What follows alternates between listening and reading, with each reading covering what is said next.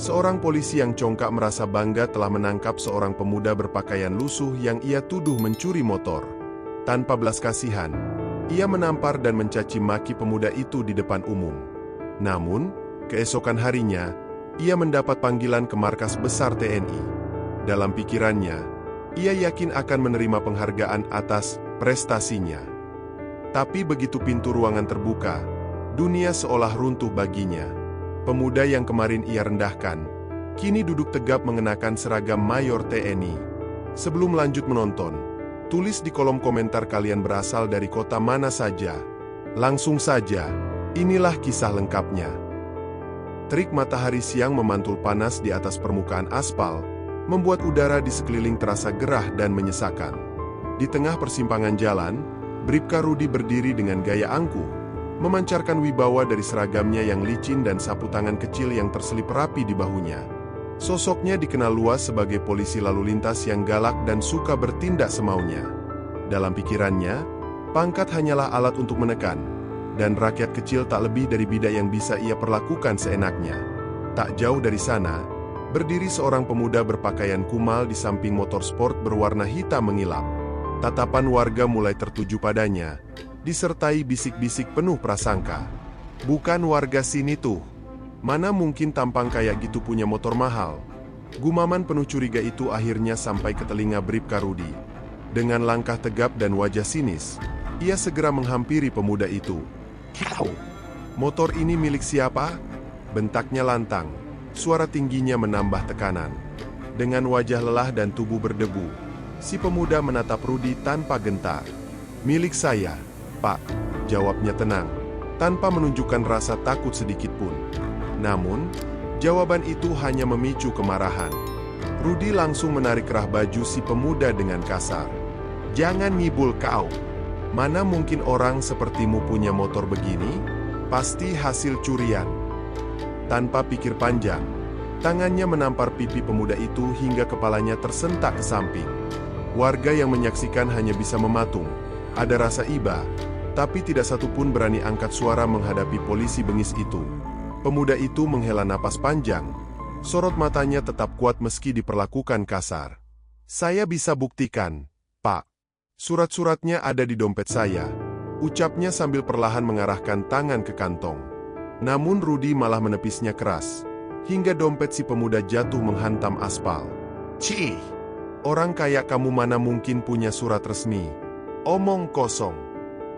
Dengan penuh kesombongan, Rudi memborgol tangan si pemuda, tak sedikit pun menunjukkan rasa iba.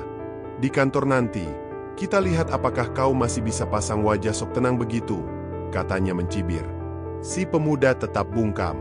Sorot matanya masih menatap lurus, penuh ketenangan yang menyimpan makna dalam. Bukan amarah, bukan takut, melainkan kesabaran yang menyimpan sesuatu yang lebih dalam. Dan Bribka Rudi, tanpa menyadari bahwa kesombongannya hari ini akan berbalik menyakitinya esok, menyeret pemuda itu masuk ke mobil patroli, meninggalkan warga yang hanya bisa menyaksikan dalam diam dan kasihan.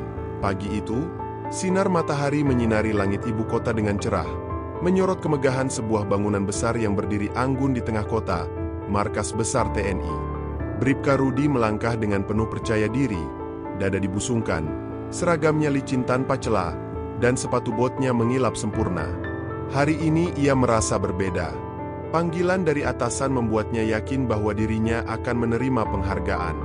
Tegas di lapangan, pasti diapresiasi, pikirnya dengan senyum penuh kesombongan.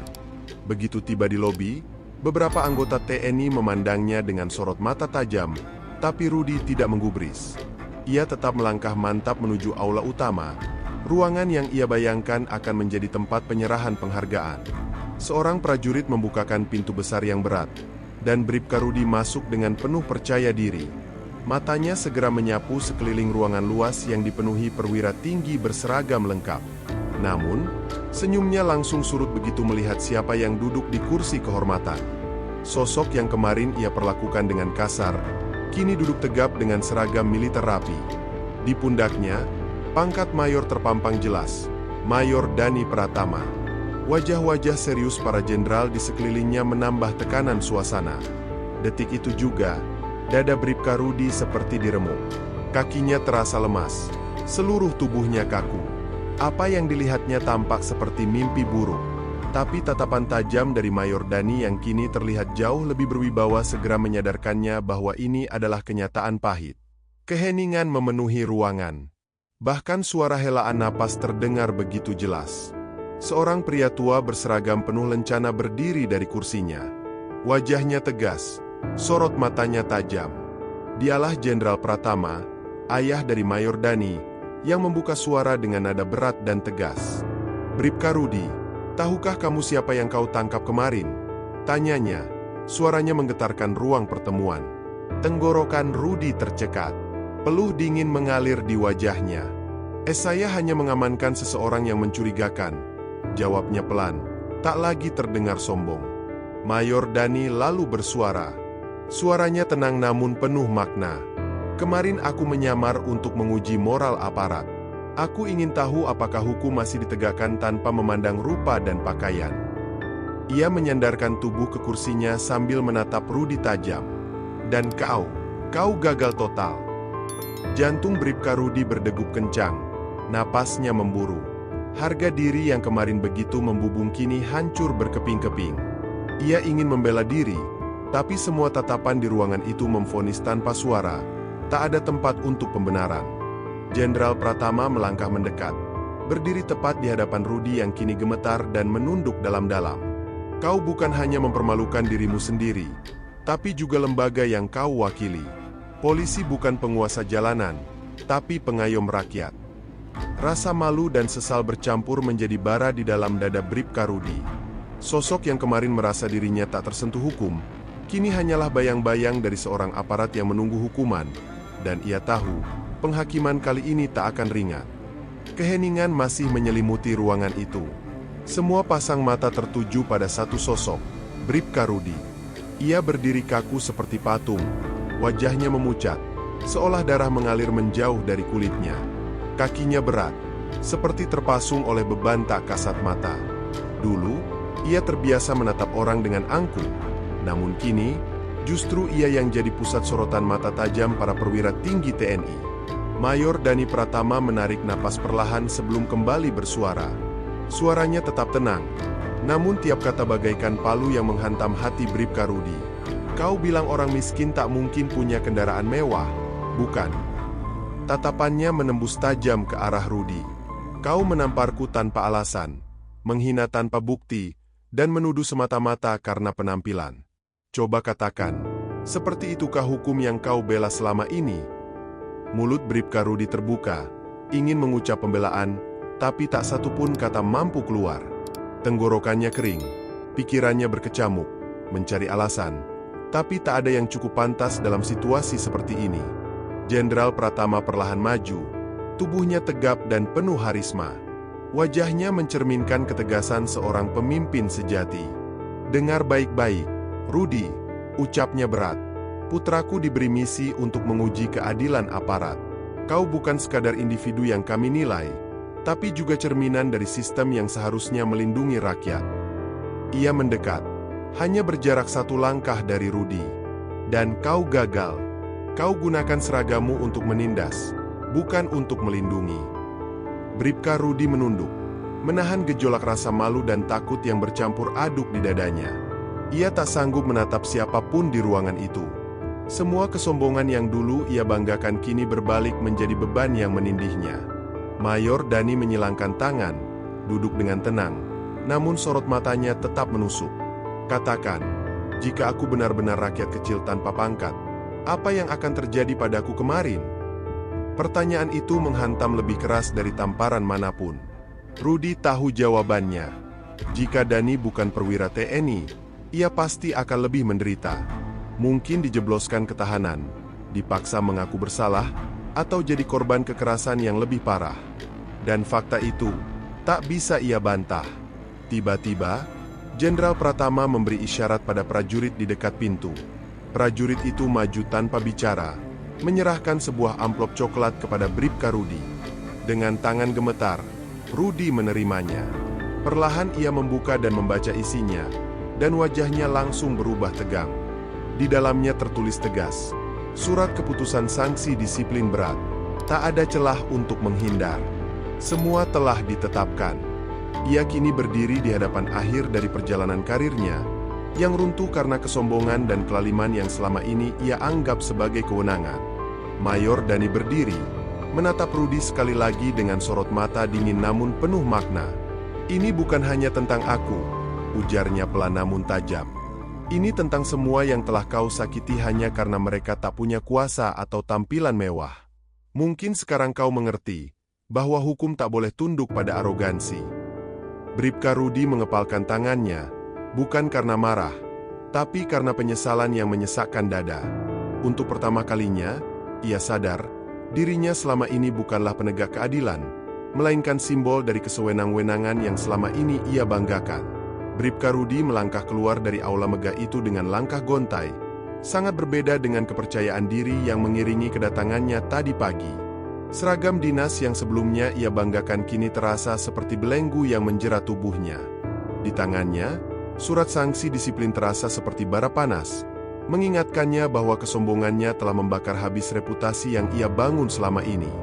Di luar gedung, matahari siang bersinar terik, namun panasnya tak seberapa dibanding ketakutan yang mulai menyelinap dalam dirinya.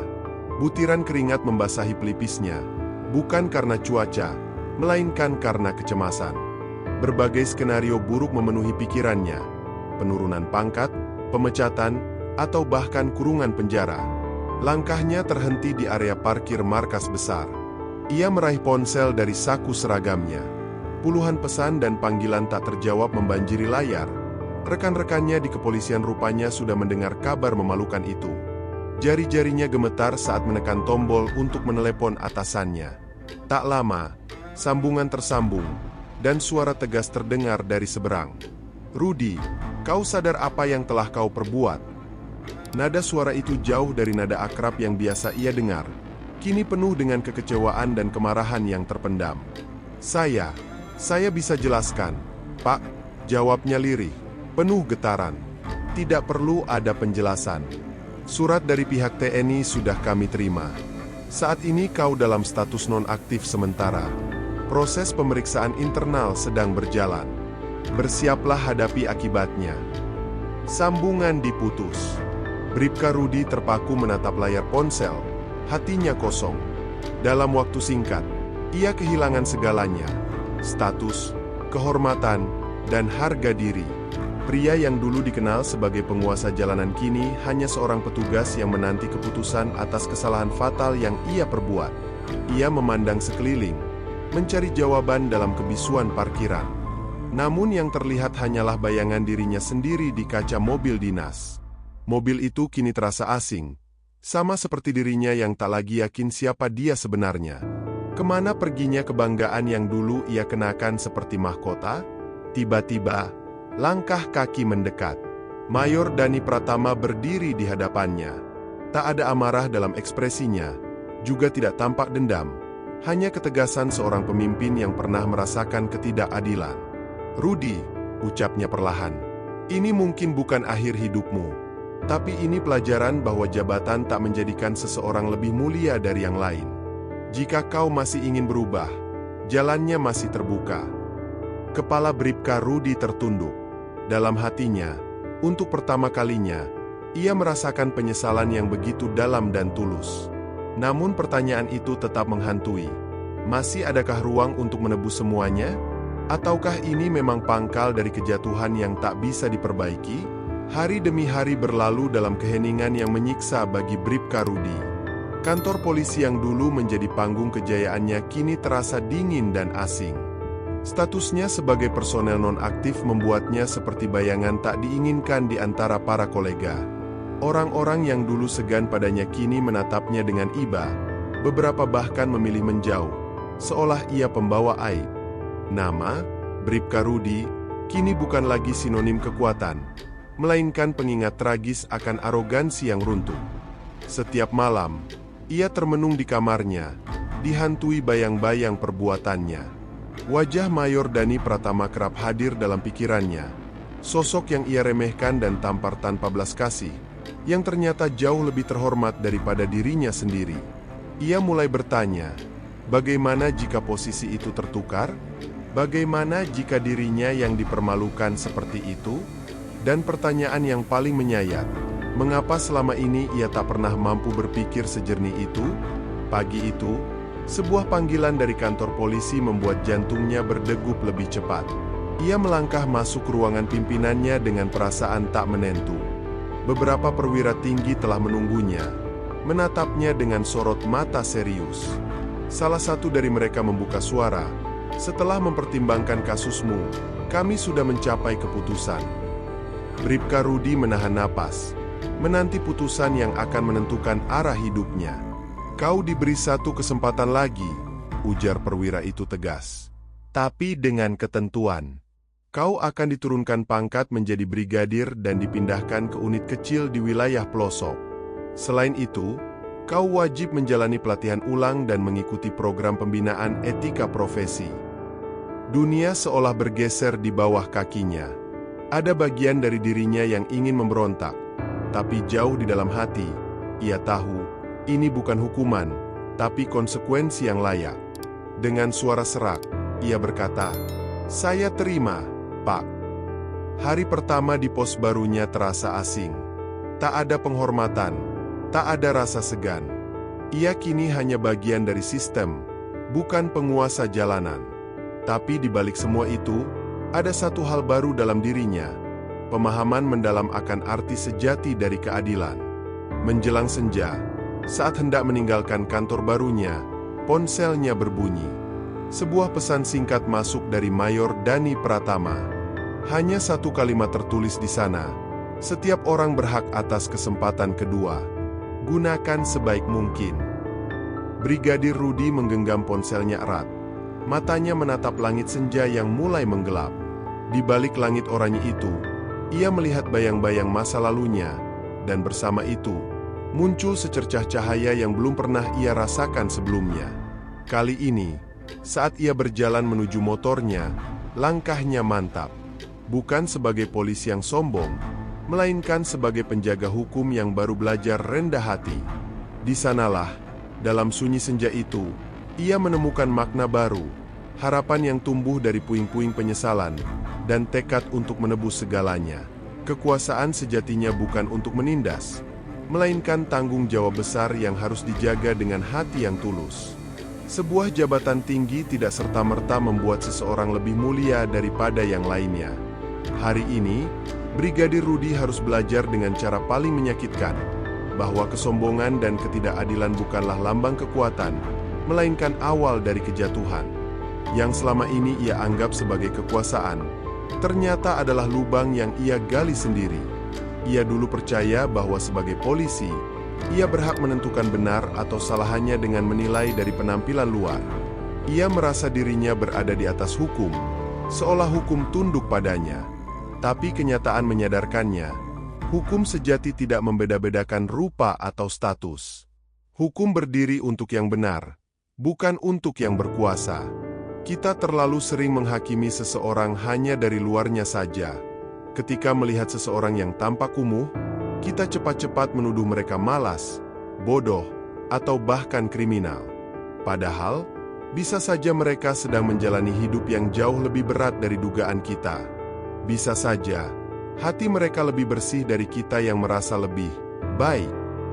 Itulah sebabnya, merendahkan orang lain hanya karena tampilan luarnya adalah kesalahan besar. Kesalahan Brigadir Rudi bukan hanya karena ia menampar seorang pemuda yang ia curigai, tetapi karena ia bertindak tanpa berpikir panjang. Ia lupa bahwa tugas seorang polisi bukan untuk menghakimi, tapi untuk melindungi dan melayani masyarakat. Ia lupa bahwa seragamnya bukan simbol kuasa, melainkan simbol pengabdian. Namun, hidup seringkali memberi ruang bagi mereka yang mau belajar dari kesalahan. Rudi bisa saja terus mencari pembenaran, namun ia memilih untuk menghadapi kenyataan. Ia memilih berubah. Dan di sanalah titik balik itu dimulai. Ia mulai memahami makna sejati menjadi pelindung masyarakat, bukan penguasa jalanan. Seringkali kita terbuai oleh kekuasaan, kekayaan, atau status yang kita miliki. Kita merasa tak tersentuh. Tapi semua itu bisa lenyap dalam sekejap jika kita menyalahgunakannya. Kekuatan sejati bukanlah saat orang lain takut pada kita, tetapi saat kita bisa memperlakukan orang lain dengan adil dan bijak, meskipun kita punya kuasa untuk sebaliknya. Tak semua orang seberuntung Rudy yang masih diberi kesempatan kedua. Karena itu, sebelum semuanya terlambat, mari kita belajar untuk melihat orang lain dengan lebih jernih, dengan lebih manusiawi. Karena kita tidak pernah tahu siapa yang sebenarnya sedang kita hadapi. Setiap perbuatan pasti ada akibatnya. Jika kita menanam kebaikan, maka kebaikan pula yang akan tumbuh. Tapi jika kita menanam kesombongan dan kezaliman, maka pada saatnya, kebenaran akan datang untuk menampar wajah kita sendiri. Jangan biarkan jabatan membutakan nurani. Jangan biarkan kuasa menjauhkan kita dari kemanusiaan. Jadilah sosok yang dihormati bukan karena pangkatnya, tapi karena hatinya yang adil dan bijak. Terima kasih sudah mengikuti kisah ini hingga akhir. Jika kamu merasa cerita ini memberikan pelajaran hidup yang bermakna, jangan lupa tekan like, tulis komentarmu, dan subscribe agar pesan ini bisa menyentuh lebih banyak hati. Sampai bertemu di kisah inspiratif berikutnya.